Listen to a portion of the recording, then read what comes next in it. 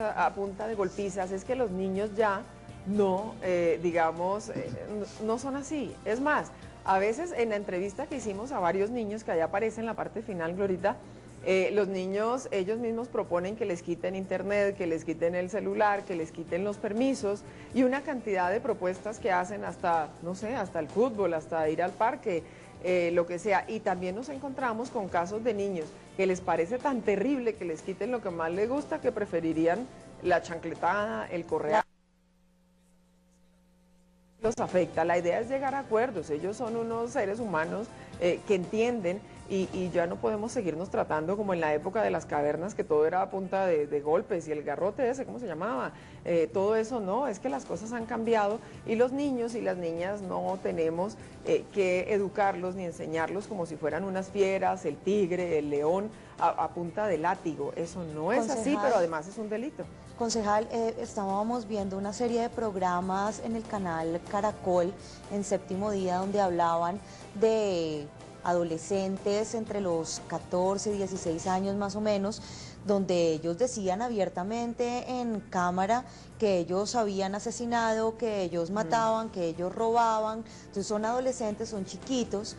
Pero, pues, ¿qué pasa con estos niños? ¿Cómo crecen y cómo se castigan a estos niños que ya se convirtieron en unos bandidos? Es que ese es otro tema. O sea, aquí lo que pasa es que es más de la ley de infancia y adolescencia lo que se discute. ¿Qué pasa con los niños si tienen responsabilidad o no antes o después de los 14 años, que es la edad clave? ¿Qué pasa con esas bandas? ¿No? de tantos delincuentes y de tantas cosas que existen en las ciudades, en todas, las grandes, las pequeñas, que usan a esos niños precisamente para que cometan ese tipo de cosas y porque no van a ser castigados finalmente cuando son menores de 14 años. Ese es otro tema. Pero ¿por qué llegan esos niños hasta allá? ¿Por qué? Pues porque hay negligencia, porque hay abandono, porque los papás trabajamos todo el tiempo, porque tenemos que tener más atención al tema de los cuidadores de nuestros niños, ¿cierto? Porque cuando hay un abandono y el niño está en la calle todo el día y está expuesto o está en los parques o está con unos amiguitos, ¿no? Un poco con costumbres y cosas pues delicadas y que se les pueden pegar a ellos, pues ese tema también es esa parte. Claro. Esos niños ya después de los 14 años sí reciben sanciones, son judicializados y ellos van a unos lugares especiales, ahí estamos hablando de otra cosa. Pero pero por parte de las autoridades, pero sí. el papá o la mamá que ven que su hijo está delinquiendo, ¿cómo lo castigan? Tiene que, o sea, el tema hay muchas cosas, hay tratamientos, hay que hablar con el niño, hay que llegar a acuerdos, hay que quitarles lo que más le gusta, en fin, o sea, yo creo que lo importante, y por eso lo repito, ellos no son unas fieras, unos, ¿no? Y nosotros tenemos que demostrar esa autoridad desde pequeñitos y tenemos que ponerles los límites y tenemos que exigirles y tenemos que llegar a acuerdos y hacer canjes con ellos. Eso es lo importante. Pero el mensaje hoy es que nunca nosotros, porque claro, esos niños pueden llegar a ser tan tremendamente violentos y porque tenemos esta sociedad que no tolera nada, que se agrede, que se hiere, que se mata. ¿Por qué no analizamos un poquito más qué es lo que está pasando realmente y por qué estamos repitiendo y por qué nos sale de adentro toda esa agresividad? Bueno, esa es la propuesta del libro en realidad. Pero ahí dice usted el correazo, no pasar, no agredir de esa manera física. Pero el maltrato psicológico muchas veces no lo es menos. Lo que pasa es que para algunas personas.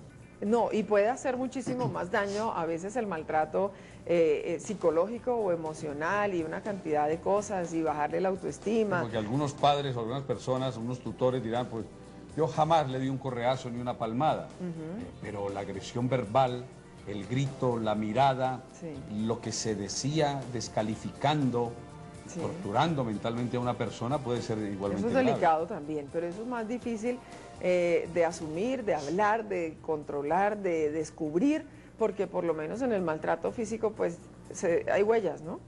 Y se encuentran las marcas en la piel, en el cuerpo, en los huesos, en la cabeza, ¿no? La boquita reventada y tantos niños quemados y tantos niños los broncoaspiran. Es que lo que nosotros estamos pidiendo es no pasar el límite. Al niño hay que educarlo, hay que exigirle pero que no se nos vaya la mano porque puede ser realmente peligroso. Ni en uno ni en otro sentido. ICBF ha hecho medidas de protección hace como unos 2 años a un niño, yo no sé si ustedes recuerdan este caso, que alguien llama a las autoridades al 123 y dice que hay un niño tirado en un parque que está en pésimas condiciones, como herido, como algo, llega la policía, finalmente descubren que la misma persona que denunció fue la misma mamá maltratadora. Sí, la señora fue judicializada y yo no sé finalmente qué pasó con ella. Pero ¿saben qué pasó con el niño? Porque se le fue la mano a la señora. Porque como no sabía cómo educar a un niño de 5 o 6 años, se le fue la mano y el niño está en estado vegetal. Lo tiene ICBF, el niño no juega, el niño no estudia, el niño no come solito, ya el niño no hace las travesuras que posiblemente hacía y por las cuales fue severamente maltratado. Y miren lo que hicieron con ese niño, lo destruyeron. Entonces, es no pasar el límite, no podemos pasarlo porque podemos terminar muy mal, tanto nuestros niños como nosotros. ¿Qué dicen los chateadores de Natalia? Ya hablamos del libro, dónde va a ser lanzado, lo lanza Grijalvo, pero ya lo contamos. ¿Qué más dicen los chateadores de Natalia? Iván, 2 casos. El primero es de John Jairo, me dice que tiene un bebé de 6 años y dice, yo sé que sonará ilógico, pero ellos desde esa edad aprenden a manipularlos. ¿Cómo se debe hacer con los bebés? O sea, ¿qué castigo se le puede poner cuando son tan pequeñitos? Porque obviamente dice, me mira con una carita de ternura y a mí se me olvida todo. Marisol dice, yo he acostumbrado a que a mis hijos jamás se les pega, pero la mamá de mi esposo tiene la costumbre de pegarles cuando los dejan al cuidado de él y dice, claramente no sé qué hacer, cómo lidiar con eso, porque es la suegra y cómo hace. Miren, la ley nuestra en el Código Civil dice en un artículo 262, para quienes tengan la inquietud y quieran mirarlo, dice que en Colombia se permite la sanción o el castigo moderado para educar a nuestros niños, moderado. Lo importante, como les digo, es que no se nos vaya la mano.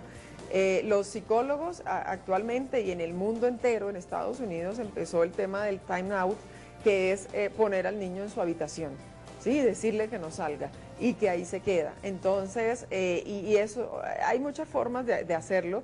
Dicen que no se debe pasar de 5 o 10 minutos, que depende de la edad del niño, va a sufrir mucho con esto o lo va a recibir de una o de otra forma. Hay muchas formas. Yo creo que siempre tenemos que intentar es no maltratar físicamente y, como decía Iván hace un momento, no agredir de tal forma que seamos unos torturadores, que dañemos la autoestima, la personalidad de nuestros hijitos, y porque los trajimos al mundo fue para tratarlos bien, ¿cierto? Para darles respeto, para darles buen ejemplo, y yo creo que desde que conozcamos ese límite, pues tenemos que intentar no pasarlo. Ahora, que es difícil y que es muy fácil dar teorías y hablar, sí, a mí mismo me pasa, cuando el hijo de uno le contesta y es grosero y se porta muy mal, pues uno siente como muchas cosas por dentro, pero lo importante es nunca agredirlos físicamente, eso es como lo importante. Y ya lo otro, pues ya le toca a uno, así como ellos le miden a uno el aceite, pues claro, entonces nosotros también tenemos que medírselo a ellos y ser creativos para castigarlos sin torturarlos.